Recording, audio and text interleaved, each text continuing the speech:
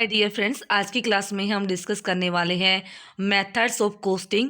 अगर आपने पहले वाली वीडियोस नहीं देखी हैं तो आप प्ले लिस्ट में चेक कर सकते हो, आपको सारी वीडियोस मिल जाएंगी। ये चैप्टर हमारा थर्ड है, कॉस्ट अकाउंटिंग, जो कि एस्टिमेटिंग एंड कोस्टिंग से रिलेटेड है, और ये हम सिलेबस कर रहे हैं अकॉर्डिंग टू डिप्लोमा। तो आज की क्लास में हम डिस्कस करेंगे मेथड ऑफ कोस्टिंग। तो अलग अलग मेथड है कोस्टिंग के, जैसे कि job costing, batch costing, process costing, unit costing, departmental costing and multiple costing. तो इनको हम वन बाय वन करके डिस्कस करेंगे। अगर आपको वीडियो हेल्पफुल लगती है, अच्छी लगती है, तो अपने दोस्तों के साथ ज़रूर शेयर करना, और मेरे एफर्ट्स को अप्रिशिएट करने के लिए आप लाइक, शेयर एंड कमेंट ज़रूर करना। मुझे मोटिवेशंस मिलता रहेगा और वीडियोस बनाने के लिए। तो सबसे पहला जॉब कोस्टिंग। जॉब कोस्टिंग को अगर बात की जाए तो हम कह सकते हैं ऑर्डर कोस्टिंग या टर्मिनल कोस्टिंग भी नाम दे सकते हैं। यानी कि जब ऑर्डर आया उसी के अकॉर्डिंग हमने कोस्टिंग कर ली, या एक जॉब है उसी के अकॉर्डिंग हमने कोस्ट कर ली। तो ये जो रहता है ना, कोस्ट जो रहती है एक इंडिविजुअल जॉब से रिलेटेड रहती है। जो कि बिल्डर्स होते हैं, जो बिल्डर्स होते हैं, जो एक प्रोजेक्ट लेते हैं, या कॉन्ट्रैक्टर होते हैं, वो इस टाइप ऑफ यानी कि इस टाइप की कोस्टिंग यानी कि जॉब कोस्टिंग को प्रेफर करते हैं। यानी कि बिल्डर्स या कॉन्ट्रैक्टर रहते हैं, ये मेथड अप्लाई करते हैं। इसमें क्या है, कस्टमर की जो स्पेशल रिक्वायरमेंट रहती ना, उसी के ऊपर काम किया जाता है। डेली रिकॉर्ड किया जाता है कि कितना डायरेक्ट मटेरियल लग रहा है, डायरेक्ट लेबर कितनी लग रही है, ओवरहेड कॉस्ट कितनी लग रही है, और उसको एक प्रॉपर शीट पे बनाया जाता है। एक कॉस्ट शीट तैयार की जाती है, और उसके अकॉर्डिंग जो टोटल कॉस्ट लगेगी एक पर्टिकुलर जॉब की, देन उसके अकॉर्डिंग निकाली जाती है कि कितनी कॉस्ट लगने वाली है एक प्रोजेक्ट के लिए या एक जॉब के लिए। तो डेली बेसिस पे निकाली जाती है कॉस्ट शीट पे, देन उसके बाद कैलकुलेट किया जाता है कि किसी पर्टिकुलर जॉब के लिए कितनी कॉस्ट लगी है। ये बेसिक कॉस्टिंग मेथड है, जो कि यूज़ किया जाता है इन conjunction with other costing method. यानी कि दूसरे के साथ में भी जोड़ के इसको यूज़ किया जाता है, अप्लाई किया जाता है। ठीक है, नेक्स्ट है बैच कोस्टिंग। अब इसमें क्या था, जॉब के अकॉर्डिंग कॉस्ट निकाली जाती हैं। इसमें तो एक पर्टिकुलर वर्क हो रहा है, उसके ऊपर काम किया जाता है, कितना लेबर लग रही है डेली बेसिस पे, देन उसके अकॉर्डिंग कॉस्टिंग निकाली जाती है। लेकिन बात की जाए, कुछ ऐसे कंपोनेंट होते हैं जैसे नट बोल्ट बनाना, बर्तन बनाना, शूज़ बनाना, तो ये हमारा प्रोसेसिंग में काम करता चलता रहेगा। अगर हम नट बोल्ट, जैसे एक बोल्ट बनाया, नट बनाया, तो इसकी कॉस्टिंग कैसे कर सकते हैं, मतलब कर तो सकते हैं, लेकिन इसका मतलब माइन्यूट सी आएगी, कॉस्टिंग कम आएगी काफ़ी। तो इसकी क्या करते हैं हम, कॉस्टिंग इसकी बैच में करते हैं। बैच का मतलब ये है कि जैसे कि नंबर ऑफ क्वांटिटी सेलेक्ट कर लेते हैं, जैसे कि 100 क्वांटिटी, 500, 400, 300, जो भी हमारे लिए सूटेबल हो, उसके अकॉर्डिंग हम क्वांटिटी को सिलेक्ट कर लेते हैं कि हाँ इतने बैचेस पे हमें काम करना है। और इतने बैच के, यानी कि अगर मान लो 100 क्वांटिटी है, 100 क्वांटिटी के ऊपर वर्क कर रही है, 100 क्वांटिटी को बनाने के लिए फॉर एग्जांपल हमें 1000 रुपये लगे हैं, 1000 रुपये लगे, तो एक का हम इजीली निकाल लेंगे। यानी कि एक यूनिट बनाने के लिए कितने लगेंगे, इसको 1000 से डिवाइड कर देंगे तो कितने लगेंगे, यानी कि 100 से डिवाइड कर देंगे 1000 को, कितने लगेंगे, 10 रुपये लगेंगे, कि एक आइटम को बनाने के लिए 10 रुपये लगेंगे। इजीली हम कैलकुलेट करेंगे। छोटे छोटे कंपोनेंट्स होते हैं ना, उनके लिए हम बेसिकली बैच कॉस्टिंग करते हैं। नेक्स्ट आता है प्रोसेस कोस्टिंग, जो कि कौन सा मेथड्स हो रहा है उसके ऊपर डिपेंड करती है। जैसे कि केमिकल इंडस्ट्री है, सीमेंट इंडस्ट्री है, ऑयल है, रिफाइनिंग है, पेंटिंग इंडस्ट्री है, पेंट, तो इन सब के ऊपर डिपेंड करता है प्रोसेस के ऊपर, यानी कि कौन सी प्रोसेस हो रही है। प्रोसेस के ऊपर डिपेंड करता है कि कितनी कॉस्टिंग होने वाली है पर्टिकुलर प्रोसेस की। क्या होता है कि एक काम को करने के लिए अलग अलग प्रोसेसिंग की रिक्वायरमेंट होती है।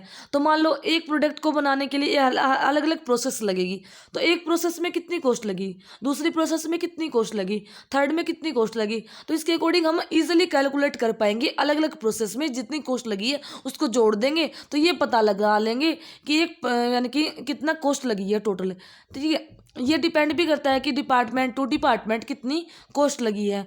तो हर एक डिपार्टमेंट की कॉस्ट अलग अलग हो सकती है, हर एक प्रोसेस की कॉस्ट अलग अलग हो सकती है, हर एक स्टेज पे कॉस्ट अलग अलग हो सकती है। तो इसके अकॉर्डिंग हम कॉस्ट निकाल सकते हैं ईजिली। देन आती है यूनिट कॉस्टिंग। यूनिट कॉस्टिंग में क्या करते हैं, एक सिंगल एक पीस ले लेते हैं, एक ऑब्जेक्ट ले लिया, एक पीस ले लिया, एक पीस के ऊपर देखते हैं कि कितनी कॉस्टिंग लगेगी। अब एग्जांपल के लिए ये ऐसे ही इंडस्ट्री में अप्लाई किया जाता है, जैसे कि यूनिफॉर्म प्रोडक्ट सप्लाई कर रहे हैं instead of variety of product, यानी कि वैरायटी ना हो कि एक ही टाइप का प्रोडक्ट बना रहे हैं। जैसे कि अगर बात की जाए, ब्रिक्स बनती हैं, सिगरेट हो गई, माइंस हो गई, सीमेंट हो गई। तो अगर मान लो ब्रिक्स का एग्जांपल ले लीजिए, तो इसका एक ईंट का या एक ब्रिक का कितना प्राइस होगा, उसी के अकॉर्डिंग देखा जाता है, क्योंकि इसमें एक कॉस्ट के ऊपर डिपेंड करता है कि एक यूनिट की कितनी प्राइस होने वाला है। ठीक है, तो यूनिट कॉस्टिंग निकाली जाती है, एक ब्रिक को बनाने में कितना पैसे लगते हैं। ऐसे ही बात की जाए next type of costing, departmental costing.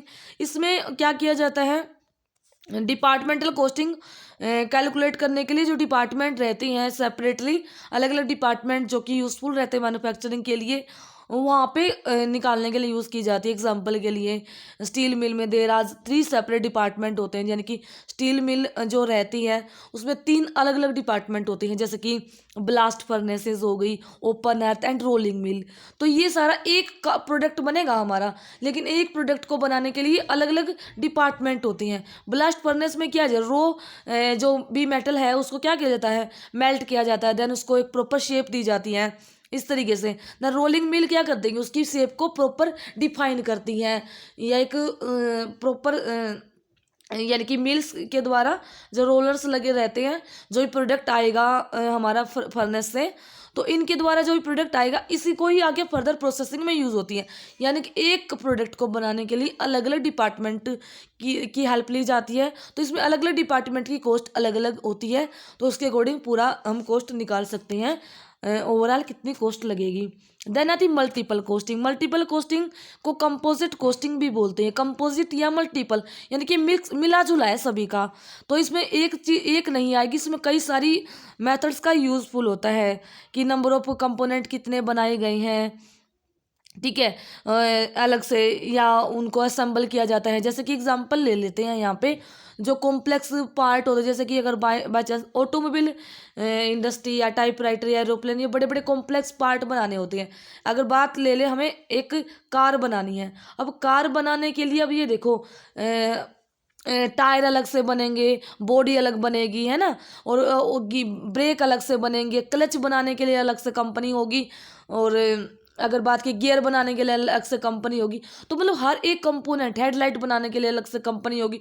तो ये सब क्या है, ये अलग अलग कंपनी होंगी, अलग अलग तरीके से इनको मतलब बनाया जाता है, देन उसके बाद इसको एक जगह पे असेंबली करी जाती है। तो इस तरीके से कंपोजिट कॉस्टिंग में सभी पार्ट, यानी कि एक कार को बनाने के लिए जितने भी कंपोनेंट लगेंगे ना, जितने भी कंपोनेंट लगेगी उनका एक एक का कितना प्राइस है, और एक कार में यानी कि एक कार बनाने में कितने कंपोनेंट की कितनी क्वांटिटी लग रही है, तो उसके अकॉर्डिंग हम इजीली कैलकुलेट कर पाएंगे कॉस्टिंग। तो ये क्या हो गया, ये मल्टीपल कॉस्टिंग या फिर कंपोजिट कॉस्टिंग हो गई, जो कि एक फैक्टर पे डिपेंड नहीं करती है। एक कंपोनेंट को बनाने के लिए नंबर ऑफ कंपोनेंट की ज़रूरत होती है, उसी के अकॉर्डिंग सभी कंपोनेंट को देखा जाता है कितने कंपोनेंट लग रहे हैं एक प्रोडक्ट को बनाने के लिए, देन सभी का यूनिट कॉस्टिंग के अकॉर्डिंग एक पूरा कार की कीमत तय की जाती है कि कितना कीमत लगेगी, कितना कॉस्टिंग होगी। देन उसके बाद कॉस्ट निकालने के बाद प्रॉफिट मार्जिन ऐड करने के बाद उसको सेलिंग प्राइस डिसाइड किया जाता है कि कितना सेलिंग प्राइस होने वाला है कि पर्टिकुलर कार का। ठीक है, तो इस तरीके से अलग अलग तरीके से कॉस्टिंग करी जाती हैं। तो ये था डिस्कशन। अगर आपको अच्छी लगी है एफर्ट्स, आपको वीडियो अच्छी लगी है, हेल्प लगी है, तो शेयर ज़रूर करना, और आप कमेंट ज़रूर करना, ताकि मुझे और वीडियोस बनाने के लिए मोटिवेशन मिले। Thank you, have a nice day.